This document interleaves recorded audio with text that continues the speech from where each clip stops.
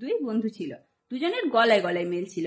একদিন তারা বেড়াতে বের হলো। বেড়াতে বেড়াতে তারা এক জঙ্গলের কাছে এসে পৌঁছালো। জঙ্গলে তাদের দুই বন্ধুকে দেখে এক ভালুক হঠাৎ করে বের হয়ে এলো। ভালুক দেখে দুজনেতে খুবই ভয় পেয়ে গেল। একজন চটপট করে গাছে উঠে গাছের আড়ালে লুকিয়ে পড়ল। অপর বন্ধুটি গাছে উঠতে পারে না, ভয়ে তার প্রাণ শুকিয়ে গেল। তার বন্ধুটি তার কথা না ভেবেই গাছে উঠে পড়েছিল। এখন নির্ঘাত তাকে ভালুকের হাতে প্রাণ হারাতে হবে। অগত্যা উপায় না দেখে সে মাটির মধ্যে মরার ভান করে শুয়ে পড়ল, কারণ সে জানতো ভালুক নাকি মরা মানুষকে ছোঁয় না। অবশেষে ভালুকটি আস্তে আস্তে তার কাছে এলো এবং কাছে এসে কিছুক্ষণ শোকাশুকির পর সে সেখান থেকে চলে গেল, কারণ সে ভাবলো মানুষটা মরা। তো ভালুকটি চলে যাওয়ার পর গাছ থেকে তার বন্ধুটি নেমে এসে তার আরেকজন বন্ধুকে জিজ্ঞেস করছে যে, বন্ধু, ভালুকটি যেন কানে কানে তোমার কি বলে গেল, কি বললো ভাই? তখন সে চটপট করে উত্তর দিল যে, ভালুকটি বলল যে বন্ধু বিপদে তোমার পাশে থাকে না তাকে কখনো বিশ্বাস করো না এবং তার সাথে কখনো ঘুরতে বেরিও না।